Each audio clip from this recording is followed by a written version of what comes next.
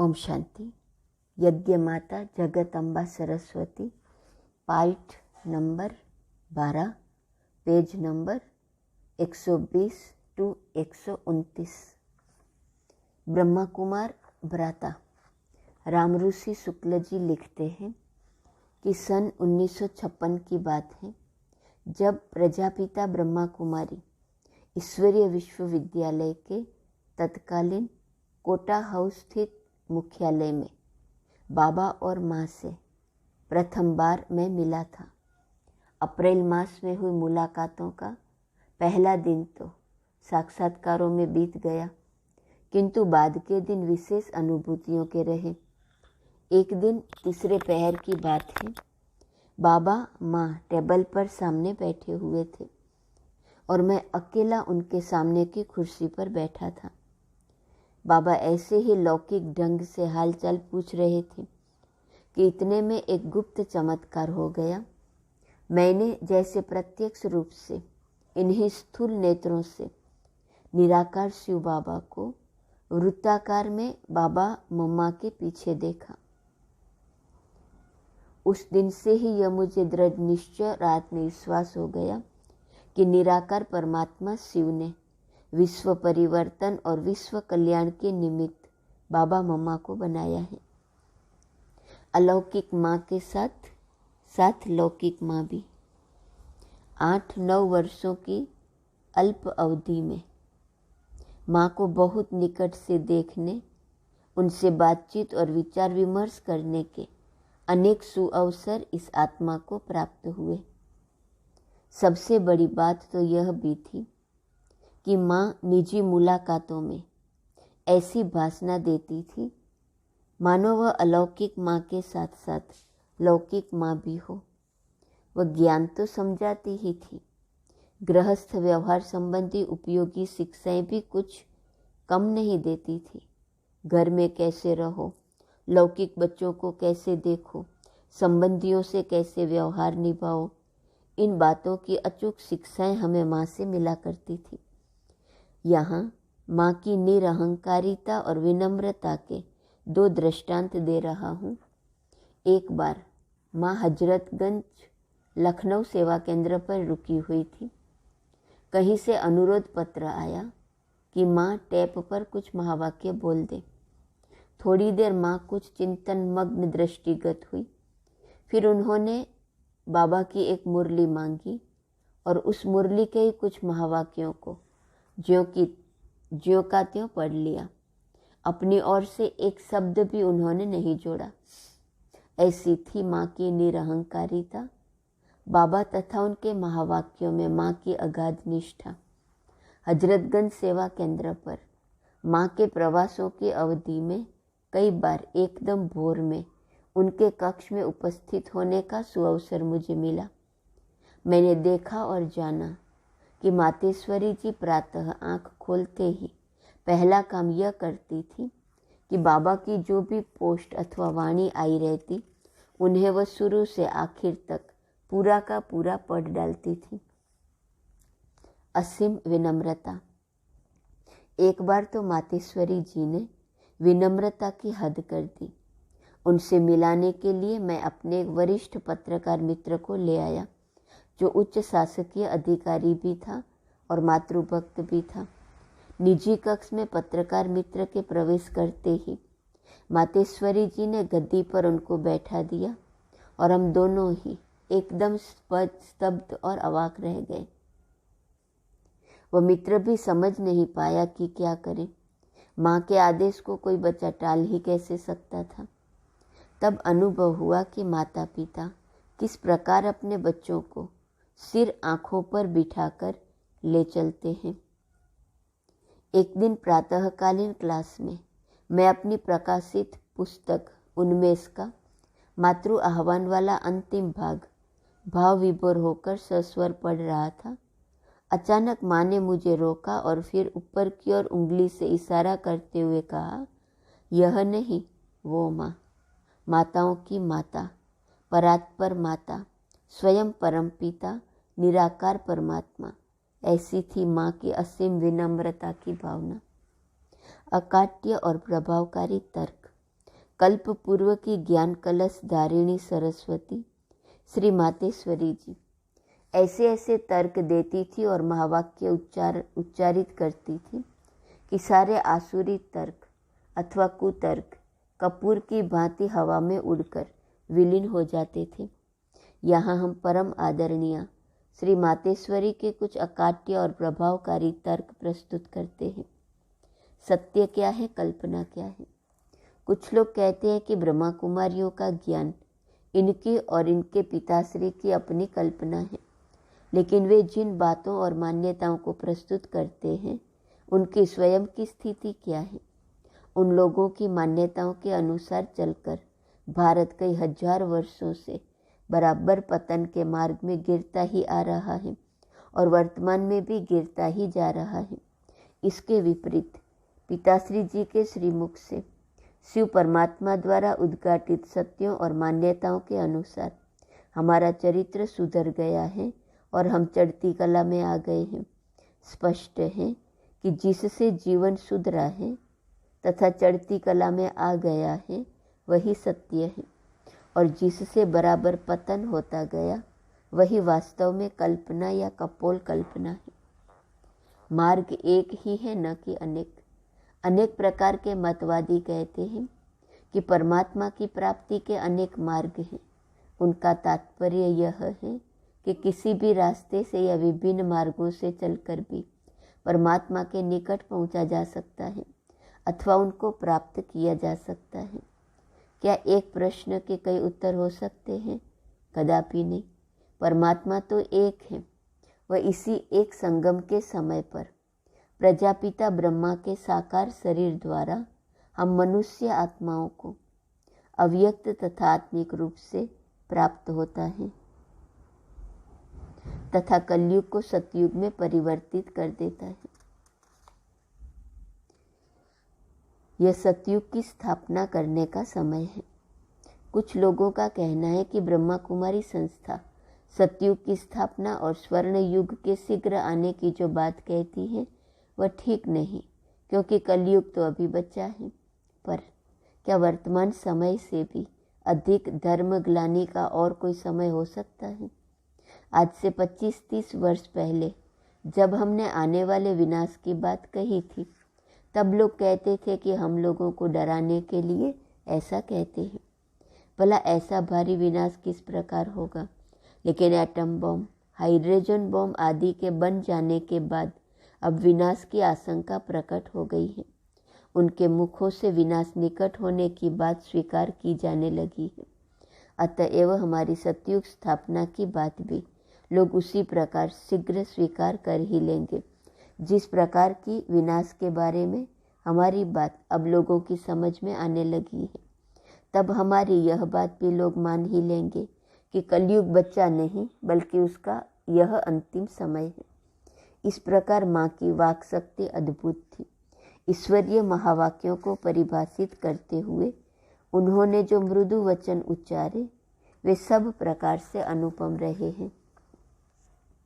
सर्व को सम्मान देने वाली विश्व वंदनीय माँ। भोपाल से ब्रह्मा कुमार भ्राता महेंद्र जी अपने अनुभव इस प्रकार लिखते हैं कि संसार में अनेक महान विभूतियाँ जन्म लेती हैं और अलौकिक कर्तव्य करके चली जाती हैं। उनकी स्मृतियाँ दूसरों के हृदयों में अंकित हो जाती हैं। ऐसी ही अनुपम छाप छोड़ी है हमारी प्यारी मीठी जगदम्बा माँ ने। उनके कर्तव्यों की स्मृतियाँ भुलाए नहीं भूलती। जब कभी एकांत में बैठता हूँ तो प्यारी माँ की मीठी शिक्षाप्रद लोरियाँ दिल को झकझोर कर देती हैं। कैसा कठोर परिश्रम किया है और कितनी आत्माओं के जीवन को आनंदित किया है उन्होंने। उनके मानस पटल पर पवित्रता की आभा थी, वाणी में ओज था, चेहरे पर रूहानी मुस्कान थी, विचारों में गंभीरता थी, कदमों में फरिश्ते की चाल थी। उनकी रूहानियत से रूहों को राहत मिलती थी। उनके प्रवचन सुनने का कई बार अवसर मुझे प्राप्त हुआ। ऐसी अनुभूति होती थी मानो साक्षात सरस्वती की ज्ञान वीणा बज रही है। मम्मा किसी विषय को लेकर जो गहराई स्पष्ट करती थी, ऐसा लगता था बस सुनते रहें। प्यारी माँ के बोल दिल में समा जाते थे और हमने ऐसा ही बनने का लक्ष्य बना लिया तथा कुछ समय बाद अल्प आयु में ही जीवन सेवा में समर्पित किया। भले ही उस समय हजारों कठिनाइयों का सामना करना पड़ा, परंतु मम्मा के वचनों और पुष्प पत्रों ने जीवन को सरल कर दिया। मम्मा की ये विशेषता थी कि छोटों से भी सम्मानपूर्वक व्यवहार करती और पत्रों में भी जी कहकर सम्मान करती थी। ऊंचाई तक पहुंचाने वाली ऊंची शिक्षाएं। मैंने एक बार मातेश्वरी जी से प्रश्न किया, आपको इतनी ऊंचाई तक पहुंचने में किन विशेष बातों का ध्यान रखना पड़ा? उन्होंने प्रत्युत्तर में 3 बातें बताई। 1, मेरा निश्चय शिव बाबा तथा ब्रह्मा बाबा में सदा अचल, अटल और दृढ़ रहा है। मैं बाबा की आज्ञाकारी वफादार रही और हाजी का पाठ पक्का किया। बाबा ने जो कहा उसको करना ही है, चाहे कुछ भी हो जाए। दूसरा, मैंने कभी भी बाबा की मुरली मिस नहीं की, चाहे कितनी भी व्यस्त क्यों न रही हूँ। बीच में समय निकाल कर अवश्य पढ़ती और चिंतन करती हूँ। तीसरा, मैं किसी भी परिस्थिति में कभी रोई नहीं। भले ही यज्ञ में भाव, स्वभाव, संस्कार, विघ्नों की अनेक बातें आई, मैं मन से और आँखों से कभी भी नहीं रोई, क्योंकि रोने से सहनशक्ति घटती है। कभी अपने प्रति उपहार का उपयोग नहीं किया। मातेश्वरी जी जहाँ तहाँ सेवा केंद्रों पर प्रवचन करने जाती थी। जितनी भी उपहार स्वरूप वस्तुएं मिलती, उन्हें न स्वयं प्रयोग करती, न दूसरों को प्रयोग करने देती।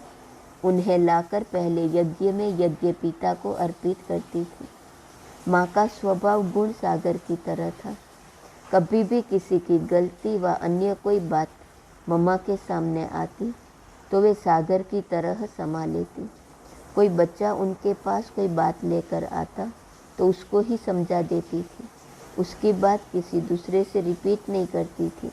जब कोई प्यार से समझाने से नहीं समझता तो कहती, मैं तुम्हारी माँ भी हूँ, फिर याद रखना मैं काली भी हूँ। त्रिमूर्ति स्वरूपधारी। वास्तव में मातेश्वरी जी के 3 रूप दिखाई देते हैं। सरस्वती के रूप में विद्या की देवी, ज्ञान धन बांटने वाली लक्ष्मी और आसुरी वृत्तियों का संहार करने वाली दुर्गा। यह रहस्य भक्त नहीं जान पाएंगे कि जगदम्बा पृथ्वी पर आई और चली भी गई। हम पूजा और गुणगान ही करते रह गए। सर्व मान्ये माँ ललितांबा। ब्रह्मा कुमार भ्राता ओम प्रकाश जी अपना अनुभव इस प्रकार सुनाते हैं कि बात सन 1957 की है। कौशल्या नामक एक बहन रोज कमलानगर सेवा केंद्र पर आती थी। उसको ज्ञान और योग में बहुत लगन थी। वह पवित्र जीवन भी बिताती थी, लेकिन उसका पति इस पवित्रता की बात पर बहुत लड़ाई झगड़ा करता था। यहाँ तक कि एक दिन उसने अपनी पत्नी को बहुत पीटा भी। जब उसको पता पड़ा कि मम्मा आई है तो वह खुद मम्मा से मिलने आया और मम्मा के सामने बहुत गुस्से से अपनी सारी बात कह दी। मम्मा शांति से उसकी सारी बातें सुन रही थी और उसको शांति का दान दे रही थी। जब उसकी बात पूरी हुई तब मम्मा ने उसको बच्चे बच्चे कहते हुए उससे प्यार से बात की तो वह एकदम शांत हो गया और शांति से चला गया। बाबा की मुरली थोड़ी जटिल होती थी और सामान्य व्यक्ति अथवा जिज्ञासु अथवा नया वत्स उसको समझ नहीं पाता था, क्योंकि वह गुह्य रहस्यों से भरी रहती थी। हमने दिल्ली में देखा कि मम्मा रात को बाबा की मुरली टेप द्वारा सुनकर चिंतन मंथन करके पहले खुद उसको अपने में समा कर फिर उसको सरल बनाकर बच्चों को सुनाती थी। मम्मा के समझाने पर हर वत्स यही समझता था कि यह ज्ञान बिंदु मेरे लिए ही है, इसे मुझे धारण करना ही है। इस प्रकार मम्मा की वाणी सरल और सहज होती थी। भारत के सर्वोच्च न्यायालय के मुख्य न्यायाधीश माननीय बीपी सिन्हा जी उन दिनों मम्मा से मिलने आए थे। मम्मा हमेशा माँ बनकर ही रहती थी। हर एक की बात को अच्छी तरह सुनकर उसका हल करती थी। मम्मा को देखकर सिन्हा जी ने अलौकिक माँ की ममता का अनुभव किया। उन्होंने अपने अनुभव में यह व्यक्त किया कि यह मेरी रूहानी माँ है, देवी है, शक्ति है। उसने मम्मा के सामने कोई वाद विवाद नहीं किया, बहुत प्यार से मिला और मम्मा की बातें सुनकर आनंदित भी होता रहा। मम्मा से कोई भी बाहर वाले मिलते थे तो उनसे बहुत अच्छा प्रभाव लेकर जाते थे। मम्मा को देखकर किसी को कोई बात की शंका, भ्रम आदि पैदा होते ही नहीं थे। हर एक उनको देख अपनेपन तथा रूहानी प्रेम का अनुभव करते थे। मम्मा का अपना स्व पुरुषार्थ बहुत था। जब हम पहली बार मधुबन आए थे उस समय बर्तनों को मजदूर नहीं मांजते थे, हम ही सभी काम कर रहे थे। उस समय मम्मा ने हम सबको बिठाकर पापड़ बेलना भी सिखाया। आप जानते होंगे कि पापड़ बेलना बहुत कठिन काम होता है। मम्मा के साथ ज़्यादातर हमारा टूर सेवा के लिए बाहर आने जाने का ही पार्ट रहा। दिल्ली में तो कार से जहाँ जाना होता था वहाँ मम्मा चली जाती थी और हम अपनी साइकिल से वहाँ पहुँच जाते थे। मम्मा आश्चर्य खाती थी कि तुम अभी अभी वहाँ थे, अभी अभी यहाँ पहुँच गए। इस प्रकार हम शुरू से ही मम्मा के बहुत नज़दीक रहे हुए हैं। जब मैं मम्मा के साथ सेवा में जाता था तो उस समय मेरी विशेष सेवा होती थी क्लास में टेप सुनाना। मैं बाबा की मुरली सबको सुनाता था। खाली टेप आबू भेजता था और मुरली की टेप सुनाता था। उस समय मम्मा भी मुरली सुनती थी। हमने मम्मा के व्यक्तिगत जीवन को आबू में भी देखा और टूर में भी देखा है। मम्मा का स्वपुरुषार्थ बहुत था। मैंने मम्मा में हमेशा यह देखा कि वे ज़्यादा लौकिकता अर्थात बाहर मुखता में नहीं गई। इधर उधर की बातें अर्थात ज्ञान, योग, धारणा, पुरुषार्थ के अलावा और कोई बात हमने कभी मम्मा के मुख से नहीं सुनी। पहले यह सिस्टम थी कि जो भी बात करेगा वह उस दिन की मुरली की पॉइंट से शुरू करेगा और अंत भी मुरली की पॉइंट से ही करेगा। बाबा या मम्मा किसी को भी पत्र लिखते थे तो भी उस पत्र के आरंभ और अंत में उस दिन की ज्ञान मुरली की पॉइंट्स अथवा धारणा की पॉइंट्स अथवा योग की पॉइंट्स लिखते थे। मधुर मुस्कान वाली देवी सुहासिनी। मम्मा सेंटर पर भी बाबा की मुरली सुनाने से पहले 10 मिनट उस मुरली का सार सुनाती थी। उससे बाबा की मुरली समझने में सबको बहुत सहज होता था। जब भी मम्मा क्लास कराती थी, चाहे 1 घंटे या 2 घंटे, उस समय इतनी शांति होती थी कि सुई भी गिर जाए तो उसकी आवाज़ सुनाई पड़े। क्लास के बीच से कोई उठकर बाहर चला जाए यह असंभव था। मम्मा में बहुत मिठास था। उनके बोल भी बहुत मधुर और धीमी आवाज़ के होते थे। जितनी ज़रूरत है उतना ही बोलती थी।